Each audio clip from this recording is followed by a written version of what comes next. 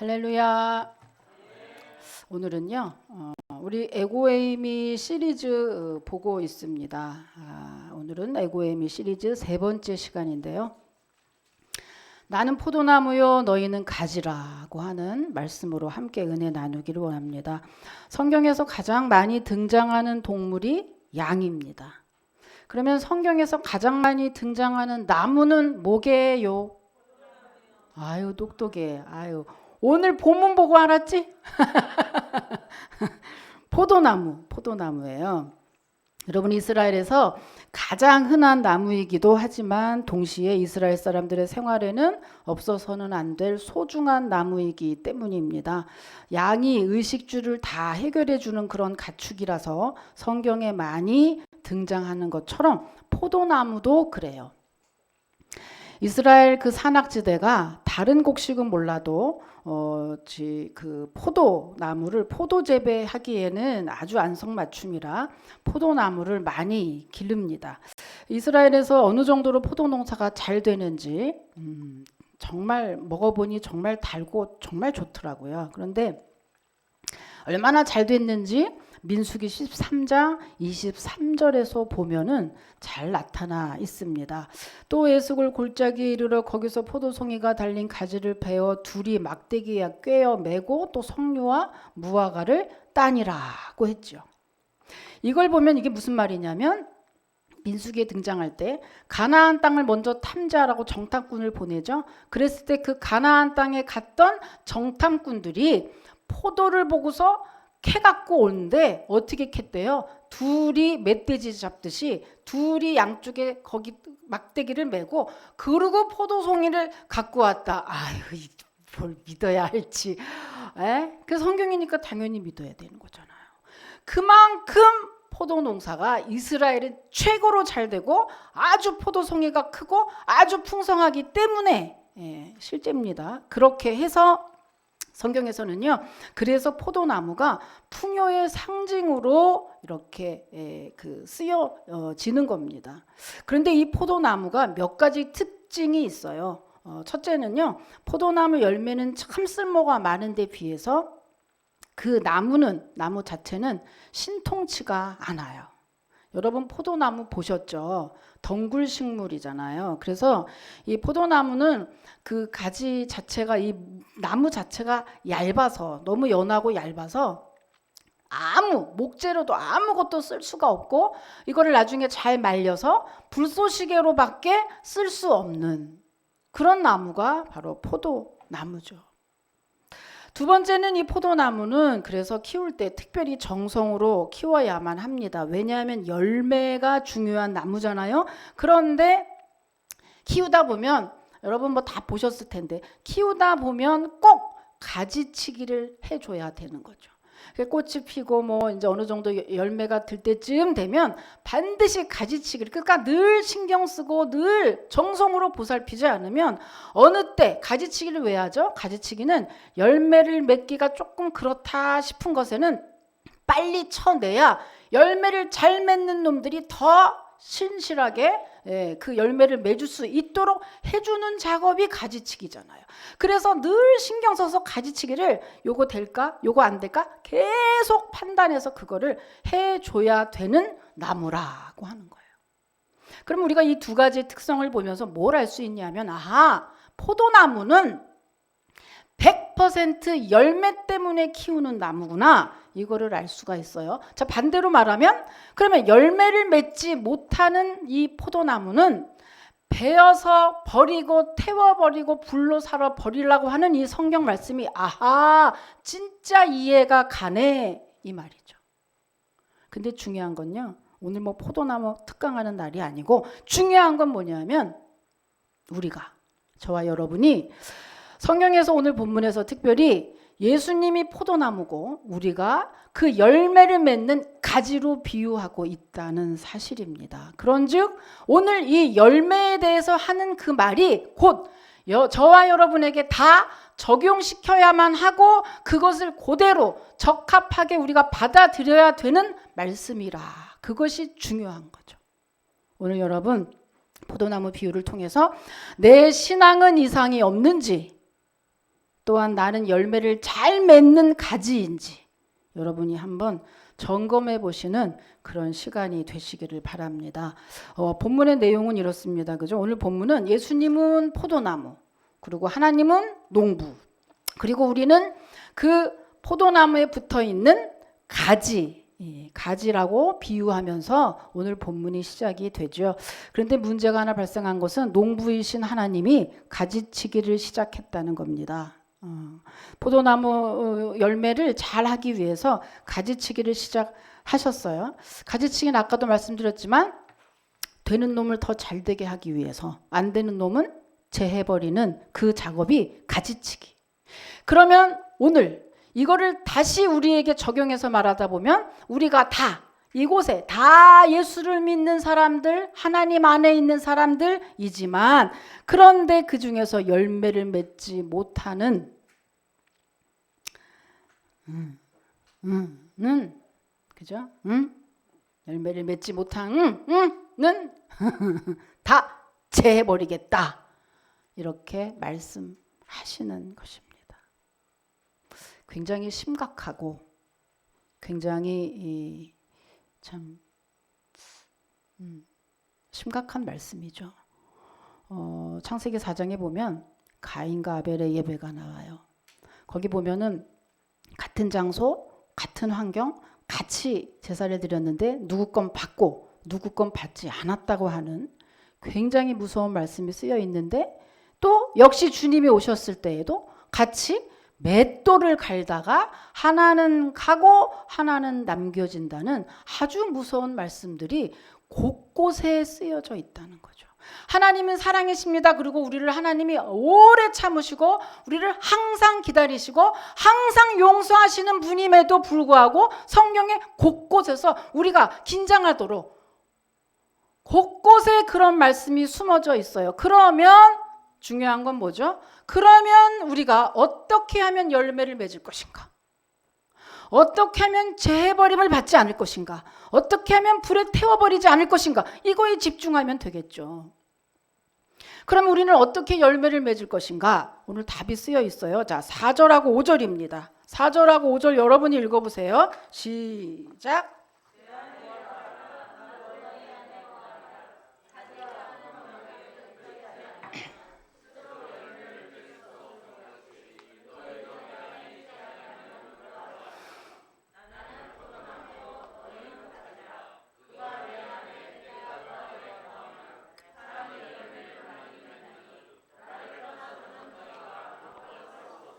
자, 퀴즈. 어떻게 하면 된다고요?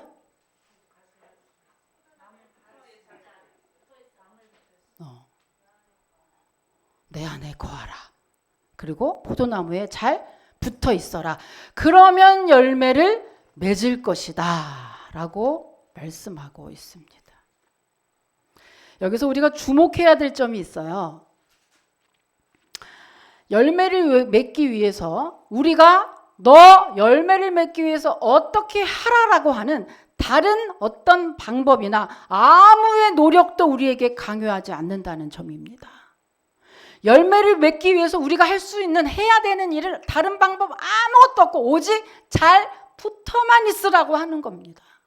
이렇게 쉬운 게 있을 수 있을까요? 너무 쉬워서 사람들이 예수님을 안 믿죠. 여러분, 잘 붙어만 있으면 열매가 저절로 맺게 된다고 하는 것인데요. 자, 갈라디아서 5장 22절 이하에 보면 이거와 같은 말씀이 또 있어요. 갈라디아서 5장 22절, 23절 또 여러분이 한번 읽어보세요. 시작.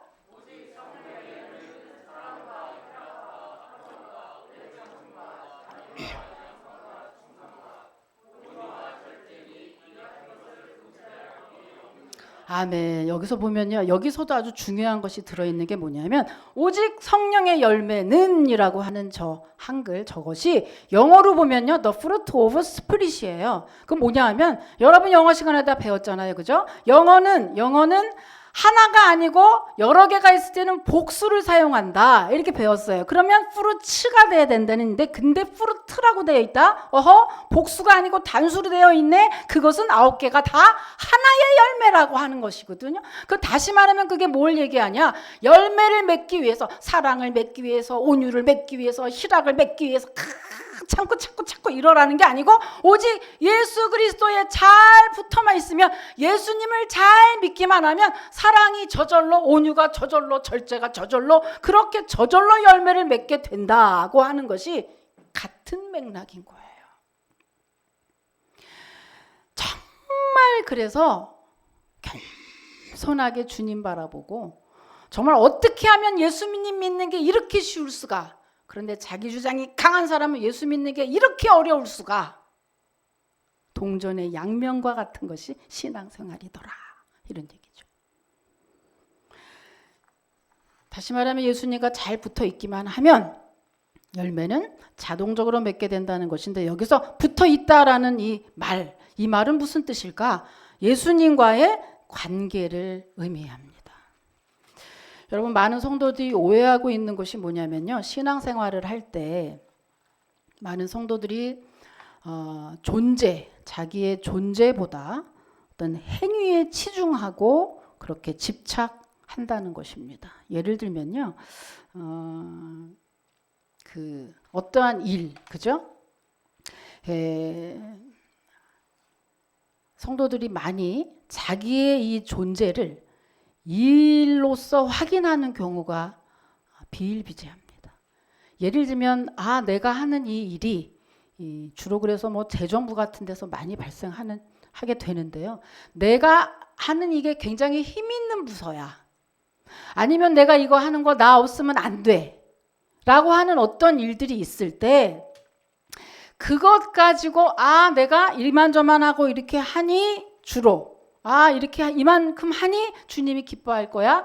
이제 이렇게 이 정도를 했으니까 주님이 나에게 어떻게 해주실 거야 라고 하는 자기의 어떠한 만족을 느끼게 되는 거죠. 근데 여러분, 절대 그것은 착각이라는 거. 주님은 우리가 어떤 일을 맡았는지가 중요한 것이 아니고 그 일을 어떻게 하느냐를 중요하게 보시고, 또한 그 일을 어떻게 하느냐보다는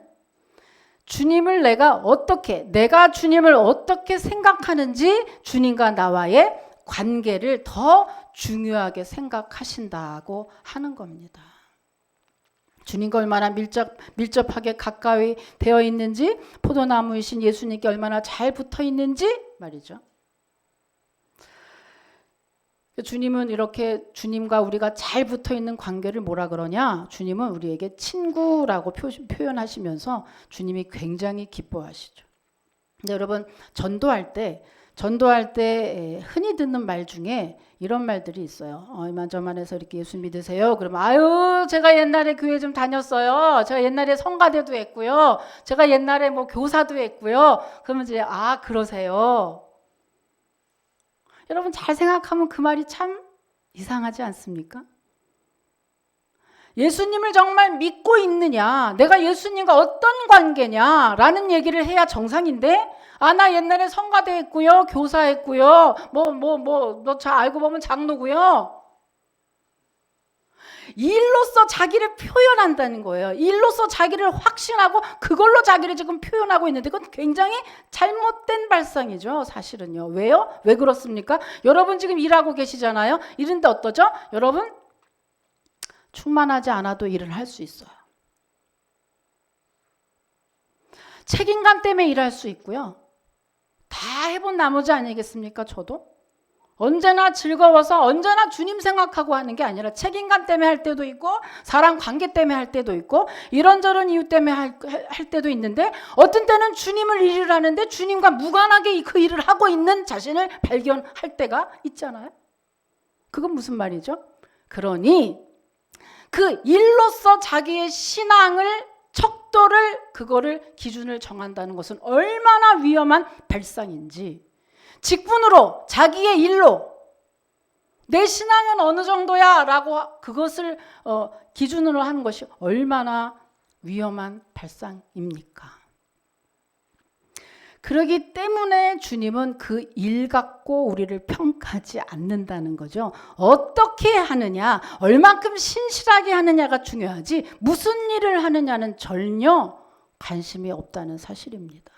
그래서 사도 바울은요 9장 27절 고린도전서 9장 27절에서 이 상태를 이렇게 표현했어요. 내가 남에게 전파한 후 자신이 도리어 버림을 당할까 두렵다라고 경계했습니다. 그게 무슨 말이죠?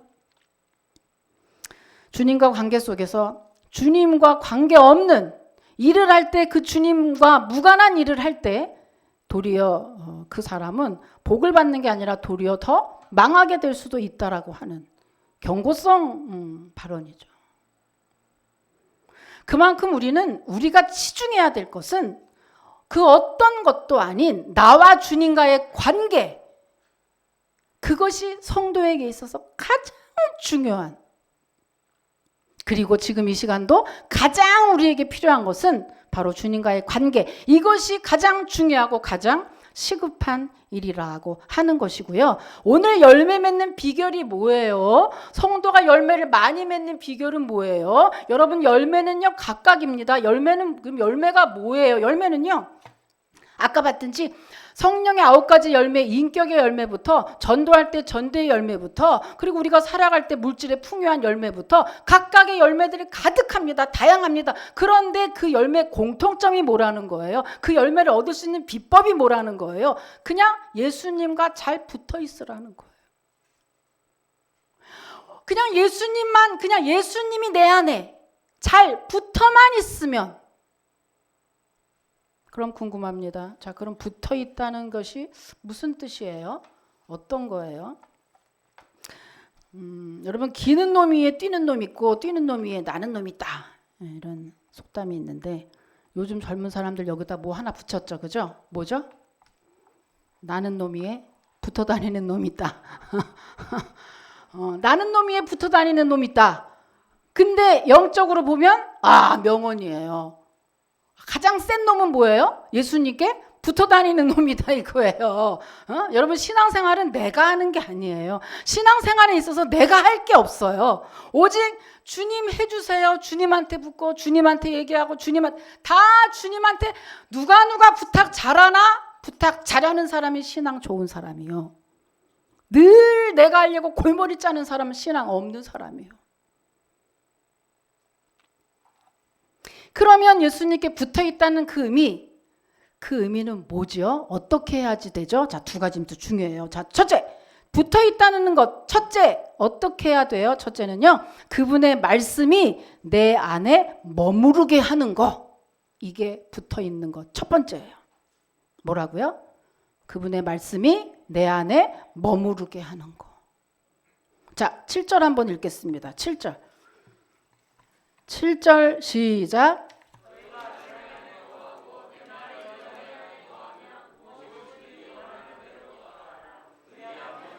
아멘. 여기서 이상하잖아요. 너희가 내 안에 거하고 내가 너희 안에 거하면 이래야 정상인데, 리듬상. 근데 내 말이 이렇게 딱 됐어요. 이 말은 무슨 말이에요? 예수님한테 붙어 있다는 그 말인 즉슨 예수님의 말씀이다, 이런 얘기예요. 자, 어떤 거냐 하면요, 여러분 그림 한번 보여주세요. 그림을 보면요, 자, 이 그림이 뭐냐면요, 이 사형리에 많이 쓰이는 그림인데, 이 그림은요 예수님 믿기 전에 내 인생의 마음이에요. 이 마음이에요. 이 원이 마음인데, 이 원에 보면 예수님 믿기 전에는 우리 마음의 왕좌에 어디가 있냐? 내가 앉아 있어요. 이거는 뭐예요? 항상 내가 내 인생이고 내가 하고 나 중심적인 거죠. 내가 내 인생을 살아야 되니까 얼마나 힘들겠어요. 얼마나 힘들겠어요. 그런데 여러분, 예수님을 진심으로 영접한 이후에 우리 이 신자들의 삶은, 자, 그 다음에 바뀌죠? 이렇게 된 게, 이게 신자의 삶이에요. 인생의 마음 가운데, 모든 인생에 나는 밑에 가 있고 그 마음의 왕좌, 이 자리에 예수님이 이 자리에 계신 거, 이게 예수 믿기 전, 예수 믿고 난 후의 우리의 모습입니다. 그런데 여러분, 예수님을 믿고 교회를 다닌다고 하면서도 이 그림이 아직 완성이 안 된 사람들이 많이 있죠. 아직도 저 예수님 자리에 내가 올라가서 내가 하는 거죠. 내 의로, 내 노력으로. 내 열심으로, 내 머리로. 예수님 믿는 게 하나도 즐겁지 않아. 행복하지 않아. 왜? 내가 할 일이 더 많아졌으니까. 여러분이 이럴 때 어때요? 예수님께 붙어 있다는 의미는요, 이 그림이 완성된다는 의미고, 이 그림이 저 예수님 자리에, 그 예수님 자리에 바로 말씀, 곧 성경 말씀이 이 안에 있다는 거죠. 그래서 이걸 구체적으로 표현하면 이겁니다. 너무너무 미워. 아, 짜증나. 그런 형제 내지는 회사 누가 있잖아요. 그런데 예수님의 말씀이 형제를 사랑하러 했으니까 그냥 묻어 라고 그 말씀 실천하려고 사랑하는 거, 그게 바로 이 말씀이 내 안에 머무르는 거예요. 오늘도 여러분 예배 올 때 어때요? 7,000명인 이 코로나 상황에 쉽지 않습니다. 그래도 뭐죠? 그래도 하나님의 은혜를 사모하고 하나님이 주일 성수하고 그리고 우리에게 예배하고 또 우리에게 복 주신다고 약속해 주셨으니 그런 장애를 뚫고 올라오신 거잖아요. 그때 바로 그것이 예수님의 말씀이 내 안에 머무는 거죠. 그래서 우리가 그 말씀에 복종하는 상태, 그 상태. 내 감정, 내 뜻, 내 의지를 다 버리고 주님이 하라고 하니까 그냥 그래 맞아. 주님이 하라니까 그래 맞아 라고 순종할 때, 그때 이 그림이 완성이 되는 것이다. 이게 바로요, 예수님께 잘 붙어 있다는 의미입니다. 두 번째는요, 예수님께 붙어 있다는 의미 두 번째는요, 자, 예수님처럼 사랑하라는 말이에요. 자, 여러분 또 읽어볼게요. 9절 읽고요. 12절 또 읽겠습니다. 9절부터 시작.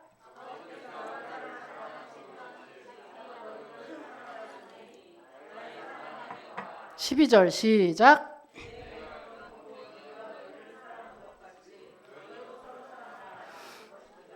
네, 사랑하라라는 거. 여러분 예수님의 삶은요, 사랑과 섬김 두 단어로 요약할 수 있어요.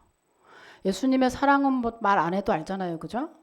베드로 3번이나 저주하고 부인했던 제자도 사랑하고, 자기를 팔아먹을 가룟 유다도 내치지 않고, 마지막 십자가를 앞두고도 제자들의 발을 씻기시면서 너희들이 서로 이렇게 사랑하라고 말씀하셨고, 그리고 나는 섬김을 받으러 온 게 아니라 섬기러 오셨다고 늘 말씀하셨던 분이 바로 예수님, 또 그분의 삶입니다. 여러분, 우리가 예수님께 잘 붙어 있다는 것은요, 그분의 말씀을 우리가, 그분의 말씀이 내 안에 늘 역사하는 거, 그리고 두 번째는 뭐냐면요, 그분처럼 사는 거예요. 사랑할 수 없는 사람도 사랑하면서, 예수님께 접붙인 것은 예수님이 주시는 복만 쪽쪽 빨아먹는 게 아니라 그분처럼 살고 그분처럼 말하고 그분처럼 생각해야 되는 것입니다. 그게 예수님께 접붙인 사람들이에요. 그래서 마태복음 5장 46절에 48절까지 보면은요, 한번 읽어볼게요. 예, 한번 읽어봅니다. 여러분 시작.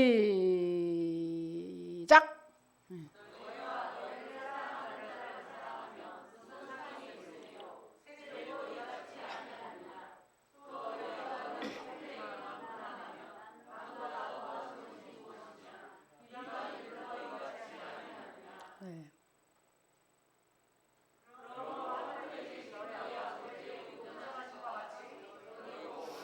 아멘. 오늘 박기순 소장님이 이렇게 오셨는데 원래 교회 다니셨던 분인가요? 아니에요. 자, 분명히 오늘 증인이에요. 자, 뭐가 증인이냐? 교회에서는 이렇게 가르쳐요. 서로 사랑하라고 가르치고, 세상 너네를 미워하는 원수도 사랑하라고 이렇게 가르쳐요. 아니면 세상 사람들도 서로 지하고 맘먹는 사람, 지하고 코드 맞는 사람, 지 취향에 맞는 사람 사랑하는 게 그게 무슨 사랑이에요?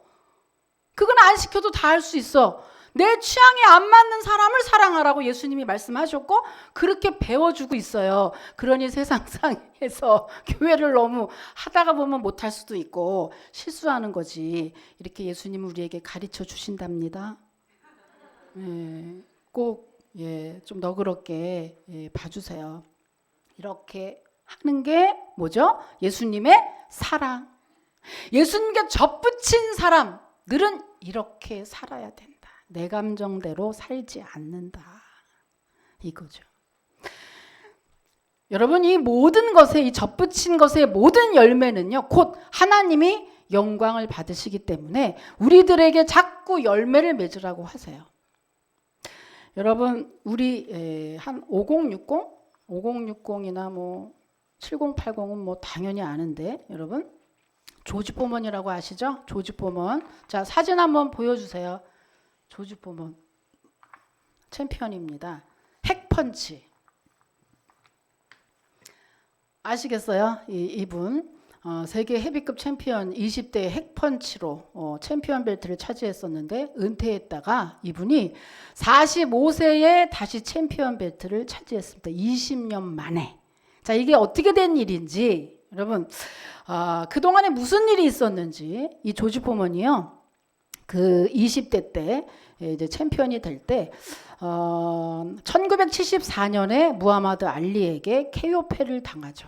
그리고 그 이후에 이듬해에 지미 영이라는 사람하고 시합해서 판정패를 당하고요.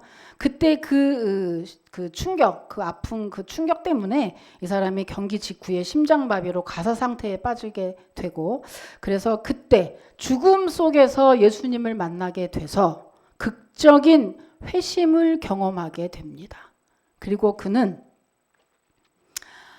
은퇴를 선언하고 신학을 공부하고 목사가 돼요. 그러니까 이미 목사가 된 상태예요. 목사가 된 다음에 이제 이 챔피언의 도전을 하게 된 거죠. 근데 그 이유가 뭐냐? 교회 목사로 심우하면서 이가 이제 자신의 과거 모습을 닮은 그 슬럼가 빈민촌이죠. 이런 데에 청소년들을 대상으로 선교센터를 세우고 이들을 교화시키고 하나님의 말씀으로 복음으로 변화시키는 그 일을 하고 있던 중에 이렇게 하다 보니까 너무너무 재정적인 어려움에 빠지게 된 거예요. 그래서 돈이 필요해서 주님의 일을 하다가 돈이 필요해서 다시금 내가 제일 잘할 수 있는 게 뭐지? 핵펀치지. 주님이 함께 하시면 나이가 무슨 상관이냐? 45세 때 다시 이 챔피언의 도전을 하게 된 겁니다. 그래서 이 분이 뭐 기록이 다 나와 있어요. 1995년에 WBA 챔피언 마이크 무러에게 도전을 해서 챔피언 벨트를 가지고 오고요. 이분은 지금도 살아계시는데 아직까지 계속해서 목사 일을 심우하시면서 또한 사역도 하고 또 영화 배우도 하고 하면서 그 돈 가지고 청소년에게 계속해서 복음 전하고 하는 그 일들을 하시면서 참으로 여러 가지 일들 하시면서 예수님 만난 후에 변화된 삶을 통해서 정말 하나님께 영광 돌려드리고 그 성격대로 그가 받은 그 은사 마음껏 활용하면서 열심히 하나님께 영광 돌리고 있다는 그런 얘기입니다. 참 존경스럽고 참 멋있는 삶 살고 있지 않습니까? 여러분, 같은 돈을 벌어도 하나님께 영광을 그렇게 돌리는 그런 목적을 갖고 돈을 버는 사람이 있는가 하면 그저 내 한 몸, 그저 내 입, 그저 나밖에 모르는 그렇게 하고 살다가 가는 사람들의 삶이, 그 삶의 질이 여러분 같을까요? 하늘과 땅 차이 아니겠습니까? 우리는 어차피 한 번 왔다가 어차피 한 번은 가는데 이 인생 어떻게 살아야 할지, 어떻게 정말 가장 소중한 이 인생이 될지 여러분, 여러분의 손에 달려 있어요. 내가 누구인지도 모른 채 자기 눈앞의 이익만을 위해서 그렇게 살면 당장은 돈으로 넉넉한 보수, 편안한 가정, 뭐 근심 걱정 없는 듯 살 수 있을지는 모르지만 그러나 조금 있으면 이제 몸은 늙어지고 이제 하나님 앞에 갈 때가 다가올 때 그때 그 후에 어떡하려고? 그때 돌아볼 때 내 삶을 돌아볼 때 다시 젊은 시절 갈 수도 없고 이제 주님 앞에 가야 되는데 그때 그 후에 어떡하려고. 여러분 삶은 여기서 잠깐 하고 끝나는 게 아니라 영원까지 이어지는 무궁무진한 시간의 그 여행이 바로 우리의 삶이거든요. 그런데 그때 어떡하려고. 여러분 힘들고 어렵고 바쁘고 그런 줄 알고 있고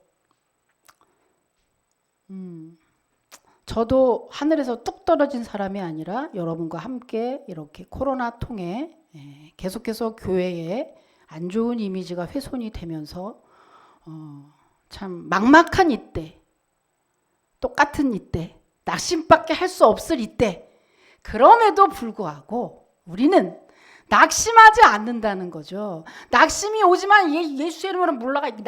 낙심 할 수밖에 없는 이유는 뭐죠? 우리 주님이 오늘도 15장 7절에서 이렇게 약속해 주고 계셔요. 자, 7절 한번 다시 읽을게요. 15장 7절입니다. 시작.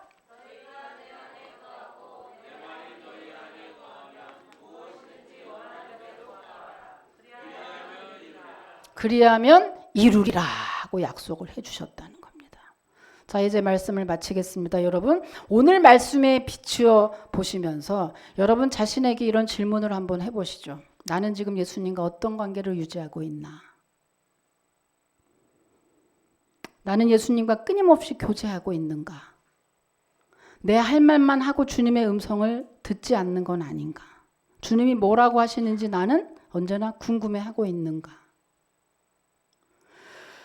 참 포도나무인 예수님께 늘 그분께 양분을 공급받기 위해서 늘 말씀과 늘 기도로 전전긍긍하면서 그분이 뭐라 그럴까? 그분이 오늘은 뭘 주실까? 그분에게 양분을 먹어야 살 텐데 라는 그러한 마음으로 여러분 오늘도 살고 계시는지 여러분을 한번 점검해 보시고 만약에 아니라고 한다면 늦지 않았습니다.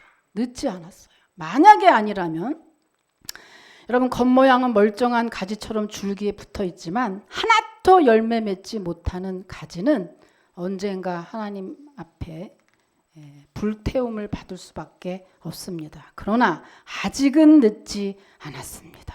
성도에게 아직 후회라는 말은 아직 늦었다는 말은 우리의 언어가 아닙니다. 오늘 이 시간 예배 후에 바로 이 시간부터 결단하셔서 여러분 그 무엇보다도 주님과의 관계에 여러분 집중하시고 그분의 말씀에 여러분 집중하시고 그분의 음성을 들을 때 늘 기도하면서 깨어서 그분의 뜻이 무엇인지 여러분 들어보시고 그렇게 하면서 여러분의 인생, 사업, 직장, 자녀들을 하나님 이래도 됩니까? 저렇게 할까요? 이렇게 할까요? 이렇게 하면 좋으세요? 저렇게 할까요? 라고 늘 물어보시면서 그래서 주님과 잘 붙어 계시면 여러분 그렇다면 모든 약한 것은 강한 것으로 바꿔질 것이고 그리고 모든 우리를 늘 괴롭히는 원수 사탄 마귀는 예수의 이름으로 물러가서 참으로 축복된 그리고 영원한 생명을 얻게 되는 풍성한 열매를 맺게 되는 저와 여러분 특별히 우리 은혜 언약교회 모든 권속들이 다 되시기를 주님의 이름으로 축복합니다. 하나님 감사합니다. 일평생